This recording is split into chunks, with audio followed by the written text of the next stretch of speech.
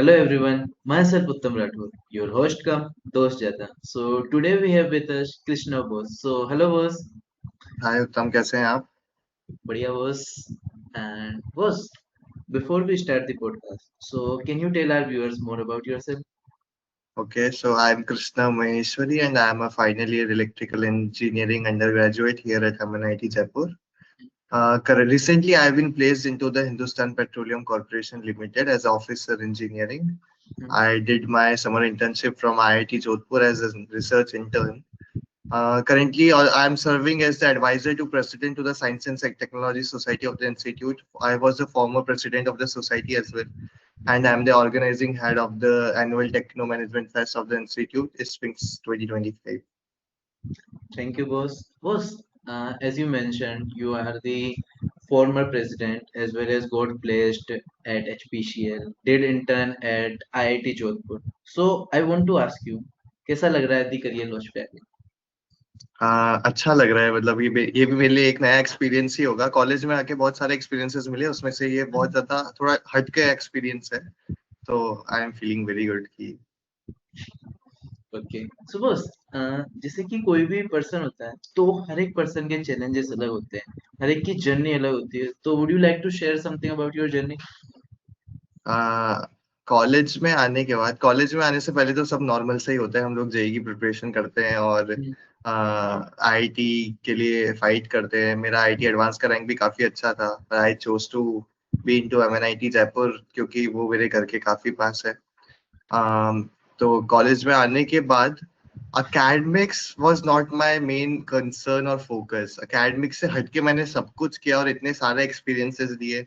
मैंने बहुत कुछ सीखा कॉलेज में आने के बाद। academics पे भी फोकस किया, पर वो अगर मेरा कॉलेज लाइफ अगर एक 100% में अगर मैं ब्रेक डाउन करूँ तो academics was like 10-15% of it only. मैंने ओनली नए 10%? एक्सपीरियंसेस लिए, मैंने नई नई चीजें सीखी कॉलेज में आने के बाद। तो बहुत फन जर्नी जर्नी था कॉलेज का। अभी हमारा प्री फाइनल सेमेस्टर है, नेक्स्ट सेमेस्टर हमारा फाइनल सेमेस्टर होगा। उसके बाद हम जॉब्स पे जाएंगे, पर कॉलेज से जितना सीखा वो दैट इज डिफरेंट।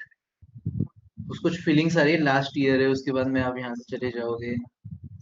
थोड़ा सा गंदा सा फील हो रहा है, क्योंकि ऐसा फील हो रहा है कि अब सिर्फ 6 महीने बाकी है और कॉलेज में जो हमने मेमोरीज बनाई, जो दोस्त बनाए, जितना काम किया, जिन लोगों से मिले, जो एक्सपीरियंसेस लिए, और ये जगह एक वाइब है। तो डेफिनेटली। ये वाइब को हम लोग मिस करेंगे और आई थिंक सब लोग मिस करते होंगे। जो हमारे सीनियर्स पास आउट हुए हैं, हम भी पास आउट होंगे तो हम भी मिस करेंगे। और आप लोग भी जब 2-3 साल बाद पास आउट हो जाओगे तो आप लोग भी मिस करोगे। So college life is actually something we will really miss. बस जैसे कि मैं ये पूछना चाहता हूँ कि जो एक्स्ट्रा करिकुलर एक्टिविटीज होती हैं जैसे आपने बताया, तो is it really waste of time और सच में ये आपकी पर्सनैलिटी को और ओवरऑल इम्प्रूवमेंट करती है? एक्चुअली ये आपकी पर्सनैलिटी को इम्प्रूवमेंट करती है। मैंने जैसे बताया, academics was only 10-15% part of mind. Yes पढ़ाई सर। मैंने भी करी है, पर इतना जल्दी अगर मेरा प्लेसमेंट हुआ है उसके पीछे रीजन इज कि मेरा जो एक्स्ट्रा करिकुलर से मैंने रियल लाइफ एक्सपीरियंसेस लिए कि क्या क्या प्रॉब्लम्स फेस करने को मिलती है।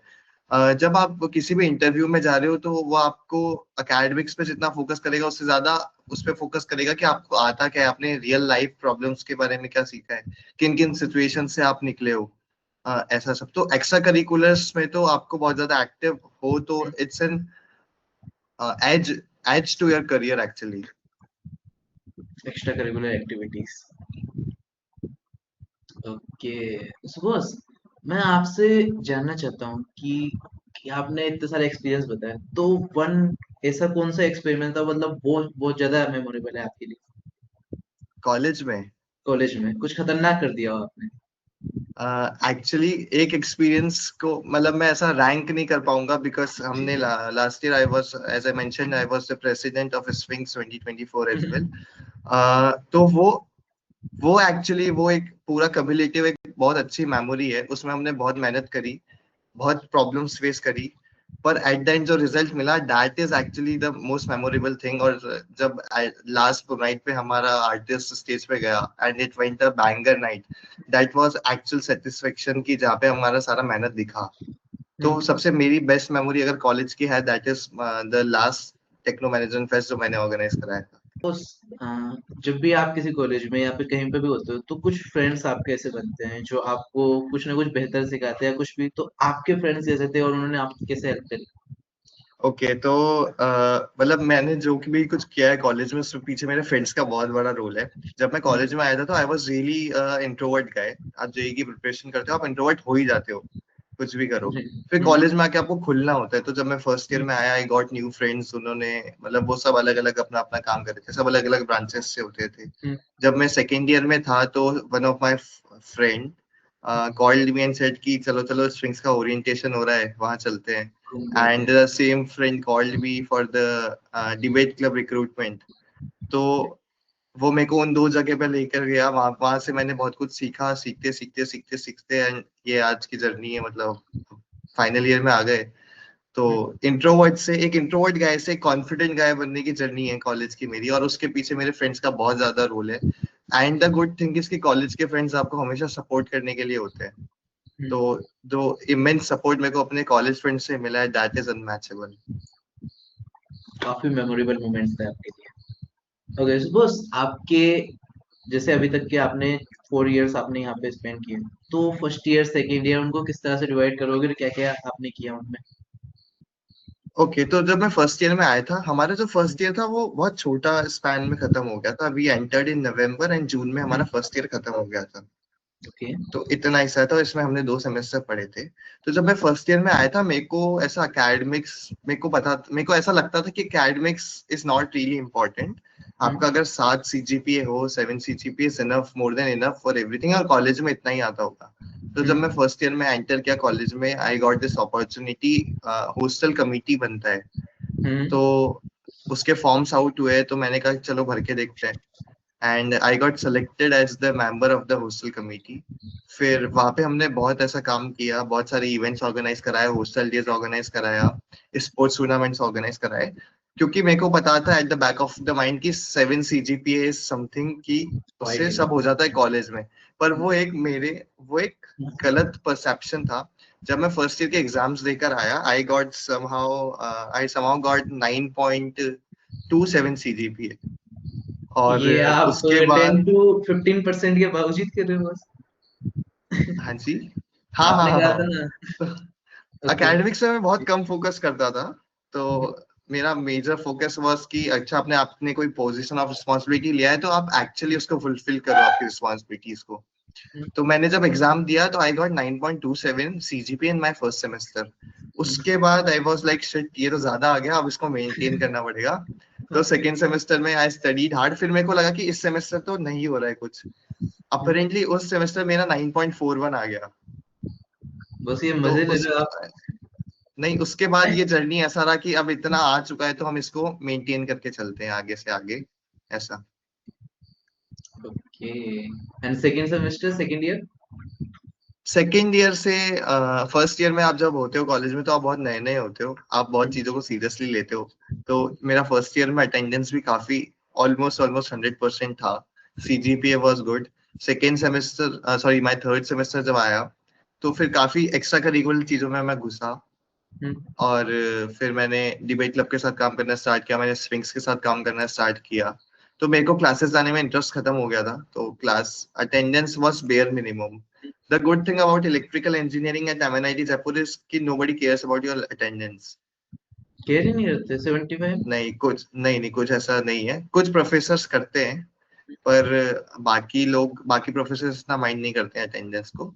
बस आप पढ़ो और आप अच्छे मार्क्स लाओ, दैट्स ऑल दे नीड, आप नॉलेज गेन करो। तो अटेंडेंस मेरा ऑलमोस्ट 50-50% रहने लग गया था।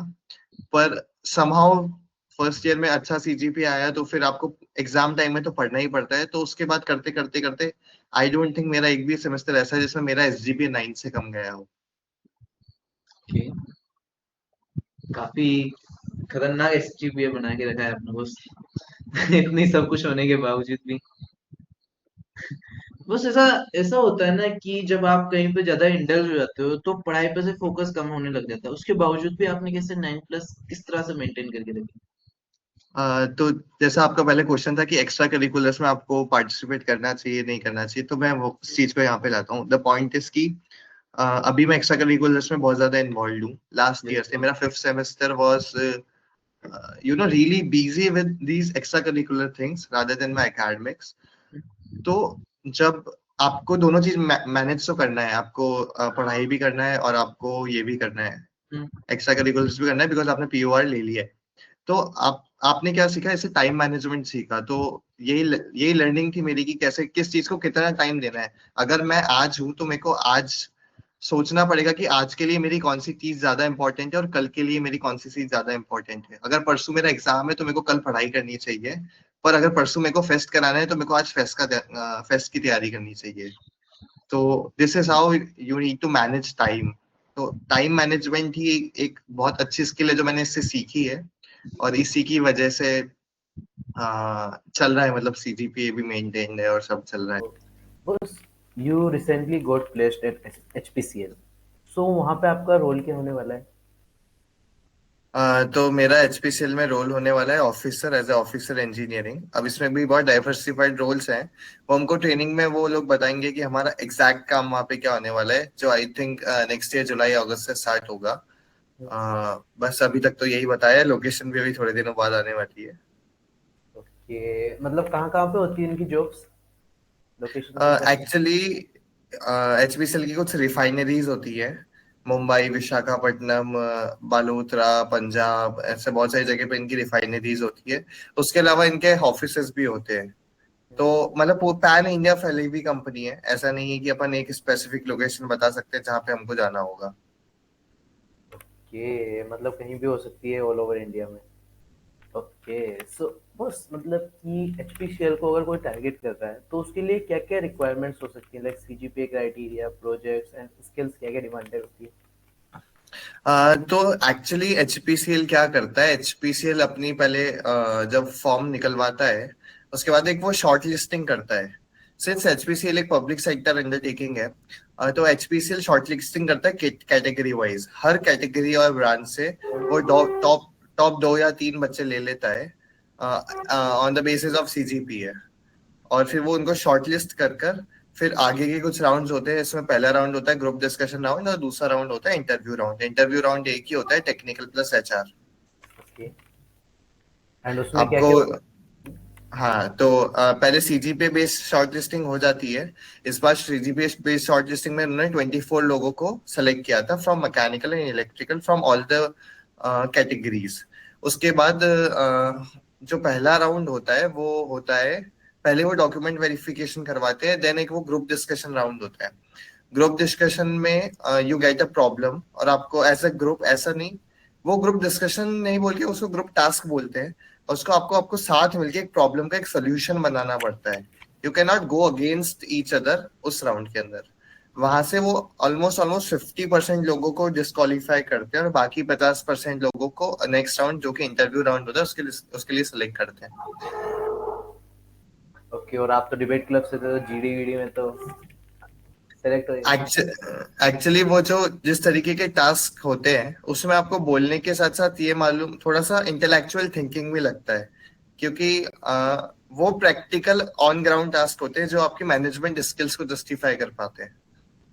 ओके, तो किस तरह के आपका टॉपिक क्या था बॉस उस टाइम पे? तो मेरे को एक सिचुएशन मिली थी, और सिचुएशन ऐसी थी कि हम एक सोसाइटी में रहते हैं, और सोसाइटी का जो गार्डन है वो थोड़ा पुराना हो चुका है।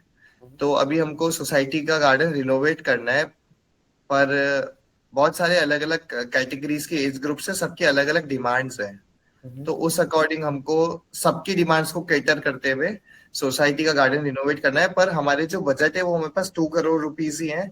सबकी डिमांड्स अगर मैं कैटर करने लगा तो 3 साढ़े 3 करोड़ रुपए से भी ज्यादा की डिमांड्स हो रही हैं। तो आप इस प्रॉब्लम में कैसे डील करेंगे, ये हमारा ग्रुप टास्क था।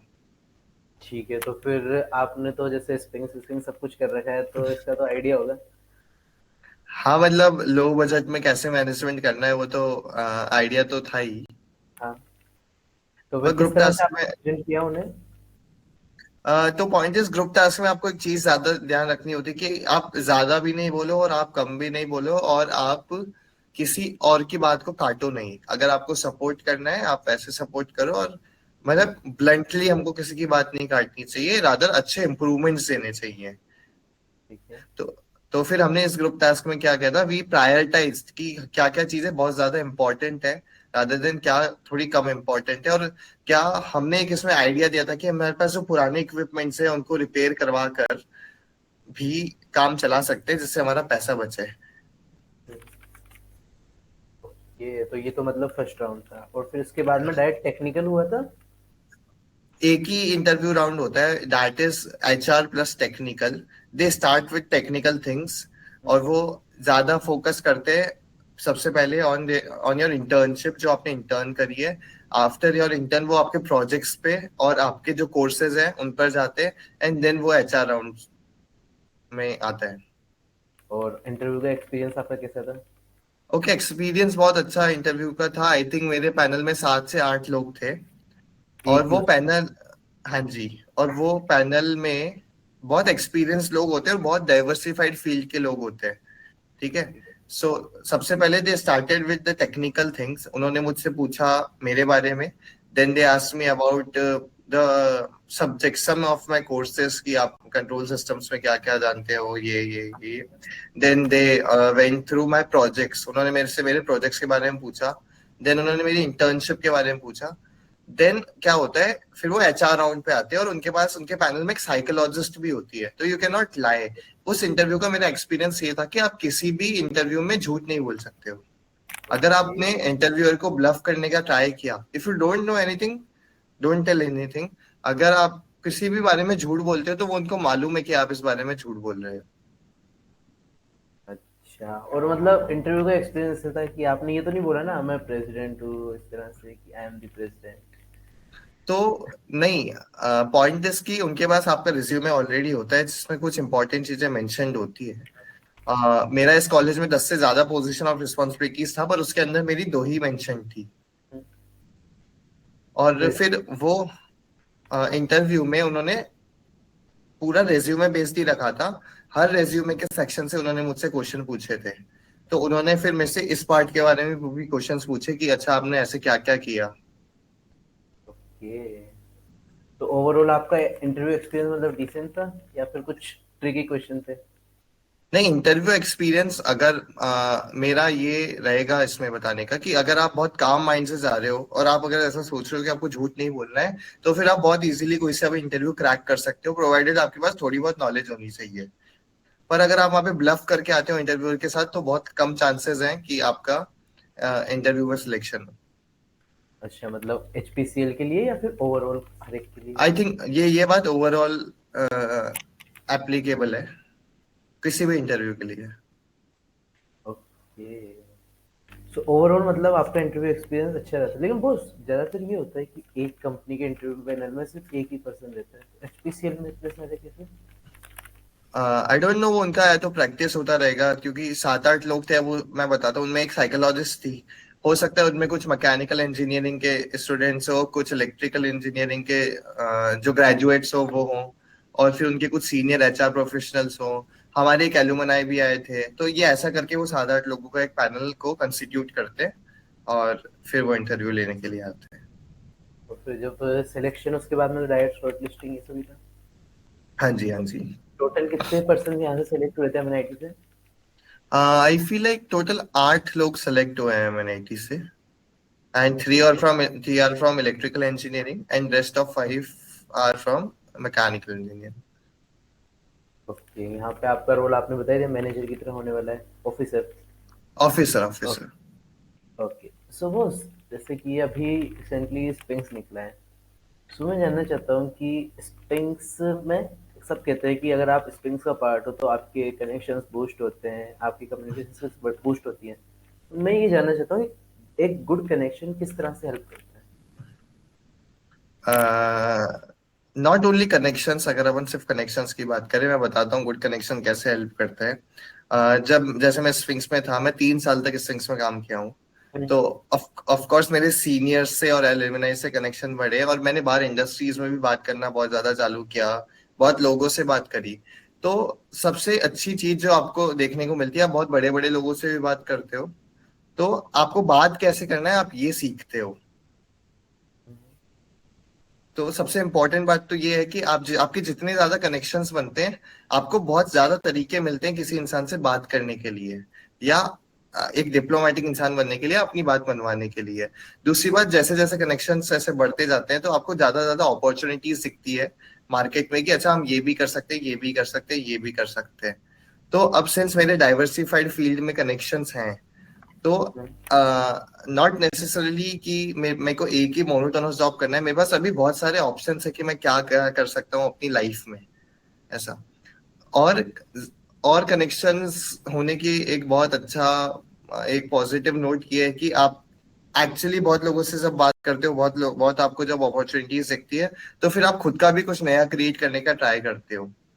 और you know at the end of the day if you need some help, तो उसके लिए आपके पास अलग अलग फील्ड से बहुत सारे लोग हैं that are one call away for you. तो इसलिए कनेक्शंस बहुत ज्यादा हेल्पफुल है। मतलब यही है कि लोगों से ज्यादा बात करोगे तो उन्होंने क्या क्या ट्राई कर रखा है, एज अ मेंटर भी वो गाइड कर सकते हैं। कोई एक एग्जांपल देना चाहोगे कि इस जगह पे मेरे को इसकी नीड पड़ी थी और ये स्प्रिंग्स की वजह से बहुत जल्दी हो गया?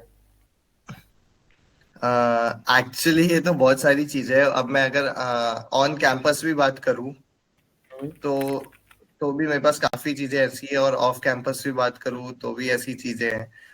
कई बार मेरे को जैसे कुछ एडमिनिस्ट्रेटिव काम करवाना होता है, और अगर वो स्लो चल रहा होता है, अगर मेरे को कुछ पर्सनल एडमिनिस्ट्रेटिव काम भी करवाना है, तो कई बार वो हेल्प हो जाती है एडमिनिस्ट्रेशन की साइड से कि अच्छा इनका है तो आप जल्दी पुश करके काम निकलवा दो। तो ऐसे वो मैं डायरेक्टली इतना पब्लिकली बोल नहीं पाऊंगा चीजें, बट बहुत हेल्प होती है, बहुत हेल्प होती है। ओके। बस स्प्रिंग्स के साथ आपका रिलेशन किस तरह से, मतलब लाइक ब्लिट्स आपने क्यों नहीं ट्राई किया, स्प्रिंग्स एंड ब्लिट्स? नहीं नहीं नहीं नहीं नहीं, ऐसा नहीं है, मैंने ब्लिट्स ट्राई नहीं किया। तो जब मैं 2023 में जब अपने सेकेंड ईयर में आया था, तो मेरे कुछ फ्रेंड्स थे, वो मेरे को स्विंग से ओरिएंटेशन में लेके चले गए थे। उससे पहले मैंने फेस्ट वाला एक्स्ट्रा करिकुलर्स का भी ट्राई नहीं किया था। वो मेरे को इसके ओरिएंटेशन में लेकर चले गए थे जबरदस्ती। उन्होंने कहा कि चलो चलो, आपको कुछ मालूम नहीं है, आप चलो। I was like okay. फिर मैं ओरिएंटेशन में मैंने देखा वहाँ पे बहुत सारी टीम्स होती है, और उसमें मेरे को लगा कि finance is the only team जिसके शायद मैं काम कर सकता हूँ, जिसका मेरे को बहुत ज्यादा ऐप नॉलेज है। फिर मैंने फाइनेंस टीम के लिए इंटरव्यू दिया, और अपेरेंटली मैं फाइनेंस टीम के लिए सेलेक्ट भी हो गया था। तो फिर मैंने बहुत ज्यादा काम किया, मैंने बहुत ज्यादा चीजें सीखी, और बहुत मेरे को पता पड़ा अच्छा अच्छा ऐसे ऐसे ऐसे ऐसे चीजें होती है। And this was swings 23। Swings 23 जब रैप किया तो ब्लिट्स 24 आने वाला था। तो मैंने ब्लिट्स लैक 24 में भी काम किया, पर मेरा ऐसा मन था कि let's try something different from finance, क्योंकि वो तो मेरे को आता ही है और मेरे को अभी ज्यादा स्किल सीखने की जरूरत है। तो फिर मैं ब्लिट्स लैक 24 में पब्लिसिटी टीम में रिक्रूट हुआ, और मैंने पब्लिसिटी टीम के साथ काम किया। तो ऐसी बात नहीं है मैंने ब्लिट्स लैक ट्राई नहीं किया, मैंने ब्लिट्स लैक के साथ भी काम किया है। और उसके बाद जब स्प्रिंग्स 24 आया, तब मैं प्रेसिडेंट बन गया था। उसके बाद मैं ब्लिट्स लैक में काम नहीं कर सकता था। हाँ, वो सब कुछ छोड़ना पड़ता है। हाँ हाँ। बस एक ये भी होता है ना कि लाइक इतनी सारी टीम्स है, इतनी सारी वो होती है, सिर्फ एक ही प्रेसिडेंट होता है। तो किस तरह से आपने उस पूरे माहौल में अपने आप को डिफरेंशिएट किया? इट वाज एक्चुअली प्रेसिडेंट बनना इज लिटरली थोड़ा difficult, because you have to know a lot of things. पर सिर्फ आपकी नॉलेज से आपका काम नहीं चल सकता, आपके काम से आपका काम नहीं चल सकता। You have to be very patient, very calm, very cool and very compose. और you have to be very kind लोगों से बात करते हुए। मोस्ट इंपॉर्टेंट थिंग इन सब में जो मैंने बातें बोली, कि आपका और लोगों का जो पीआर है, जो पब्लिक रिलेशन है, वो बहुत अच्छा होना चाहिए। ऐसा नहीं होना चाहिए कि लोग आपसे इन्फ्लुएंस ना हो, या फिर आपकी ज्यादा बात ना मानते हो, या फिर ज्यादा आपको पसंद ना करते हो। अगर ये सब चीजें होती है तो फिर it is very difficult to become a president. मेरा लोगों से रिलेशंस बहुत अच्छा था। प्लस मैंने कुछ बातें बोली, बीइंग कूल, कंपोज, काम, ये सब तो होना ही पड़ता है। प्लस मेरा 2 फेस्ट का एक्सपीरियंस, ये सब मिलके मैं प्रेसिडेंट बन पाया। मतलब it was not a very easy journey to become a president. Also एक बहुत इंपॉर्टेंट चीज जो मैटर करती है, दैट इज मेंटरशिप। मेरे सीनियर्स का जो सपोर्ट और गाइडेंस था, वो बहुत इंपॉर्टेंट था मेरे प्रेसिडेंट बनने के लिए। ओके, सो मतलब ओवरऑल इतनी सारी चीजों का कॉम्बिनेशन होता है, उसके बाद में ही एक पॉसिबल हो पाता है। Then also it is not very sure कि आप ही बनो। but yeah, you can give it a try. And वो जैसे ये प्रेसिडेंट या किसी के भी जो होते हैं, तो कुछ टीचर्स के पैनल डिसाइड करते हैं या फिर ओवरऑल इनके बीच अपने भी टीम के बीच में होते हैं सब? ना ना, it is not something like elections होता है, वो सेम जैसा मेरा HPCL का इंटरव्यू था वैसे ही 7-8 लोगों का एक प्रोफेसर्स का पैनल होता है, और वो लोग क्वेश्चनिंग करते हैं, वो इंटरव्यू होता है, देन वो डिसाइड करते हैं कि अच्छा ऐसा।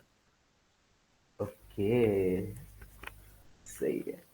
And my question is Bose कि लाइक अगर कोई एमएनआईटी में जयपुर में आता है, तो उसे फर्स्ट ईयर का बंदा उसे क्या क्या चीज़ें ट्राई करनी चाहिए, और इंटर्नशिप, सीजीपीए, इन सब पे किस तरह से वो करना चाहिए उसे फोकस?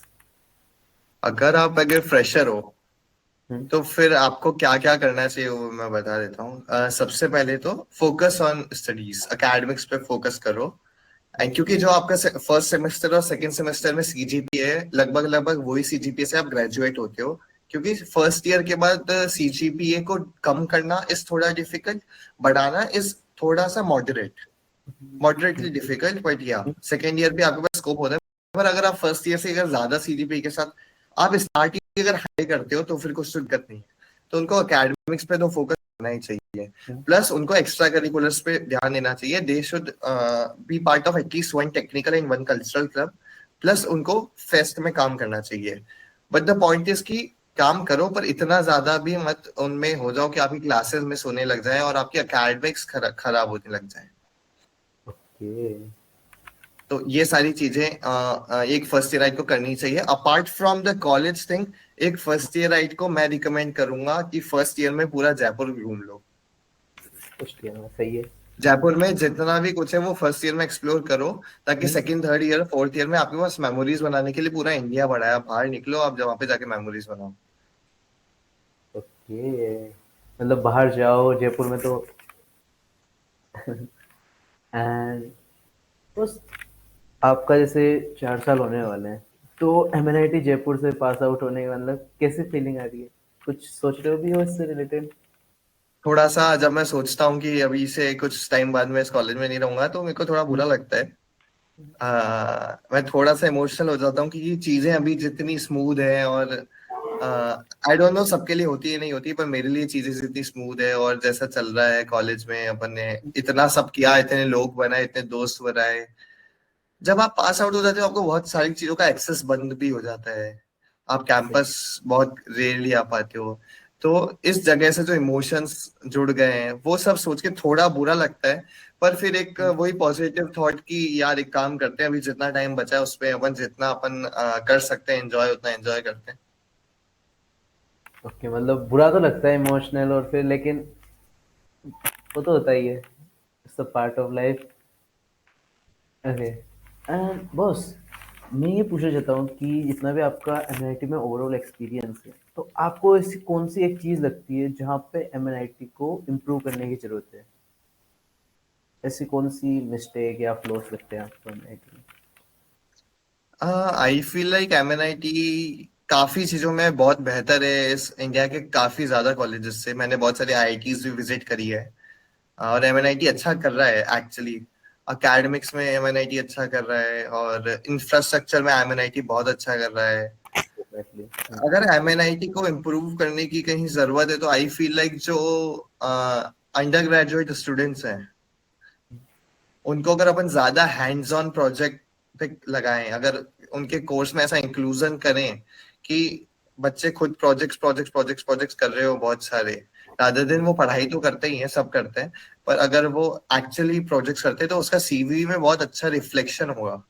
तो बच्चों को अगर फोर्स किया जाए थोड़ा ऑन अ पॉजिटिव साइड, अगर आप प्रोजेक्ट्स करो, रिसर्च प्रोजेक्ट्स करो, रिसर्चेस करो, तो MNIT और इम्प्रूव कर सकते हैं। Plus I feel like infrastructure wise MNIT में एक ऑडिटोरियम का कमी है। MNIT का एक बहुत बड़ा ऑडिटोरियम हर साल की नया वो जरूरत। बनता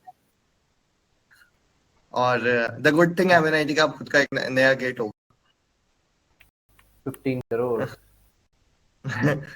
आई डोंट नो कितना क्या। ओके, सो बस हमारे मेनली क्वेश्चंस यहीं पे एंड होते हैं। आपको कोई ऐसा लगा कि ये क्वेश्चन होना चाहिए था जो शायद नहीं पूछा गया? नहीं, आई फील लाइक सब कुछ कवर किया गया। मेरा तो एक ही मैसेज रहेगा eight the and. I feel like, personally feel like कि मैंने इस कॉलेज में जो कुछ किया जा सकता था किया है, being it academics, being it extra curriculars, being it fest. तो मतलब मैं सबको यही मैसेज दूंगा जो आगे आने वाले फ्रेशर्स है, क्योंकि मैं तो 6-7 महीने में चला जाने वाला हूँ कैंपस से, कि कॉलेज में कुछ भी ऐसा मत छोड़ो जो नहीं किया हो, बाद में आपको जाके रिग्रेट हो कि यार ये चीज और करनी रह गई थी। सब कुछ करो, और सब कुछ साथ लेकर चलना पॉसिबल है, बहुत ज्यादा पॉसिबल है, बिल्कुल कर सकते हैं, बिकॉज मैंने तो किया है। मैं बहुत एक एवरेज ह्यूमन बीइंग हूँ, तो सभी को ऐसा करना चाहिए। एंजॉय करो, एक्स्ट्रा करिकुलर्स पे भी ध्यान दो, पढ़ाई भी करो, और प्लेसमेंट्स लो अच्छी अच्छी। बस यही मैसेज है। और मेरे लिए कोई फीडबैक बॉस? हाँ, आप बहुत अच्छा काम कर रहे हो। आई थिंक ये स्टार्ट करने वाले आप पहले इंसान हो, जो पॉडकास्टिंग वाला चीज है। और द गुड थिंग इज कि आप अच्छे अच्छे लोगों को कनेक्ट कर रहे हो। अभी हम तो चले जाने वाले हैं, शायद आपने जिन जिनके पॉडकास्ट लिए वो सब लोग भी अगले साल तक इस कैंपस से चले जाएंगे, हम्म, आफ्टर 1.5 ईयर।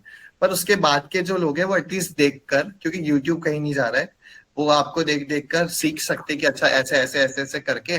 और अदरवाइज अगर वो yes, सीखते नहीं है, at least they will connect with us, और connect with you, either through LinkedIn और इंस्टाग्राम की। अच्छा, इन सिचुएशंस में क्या क्या किया जा सकता है। तो द गुड थिंग इज कि आप डाइवर्सिफाइड लोगों को एक साथ लाके आपके पॉडकास्ट पे रख लो, ताकि जो हमारे आने वाले जूनियर्स हैं उनको काफी हेल्प मिल सकती है। Definitely boss. Thank you so much. And हमारा पॉडकास्ट यहीं पे एंड होता है। सो मिलते हैं नेक्स्ट पॉडकास्ट में, तब तक के लिए take care and keep learning.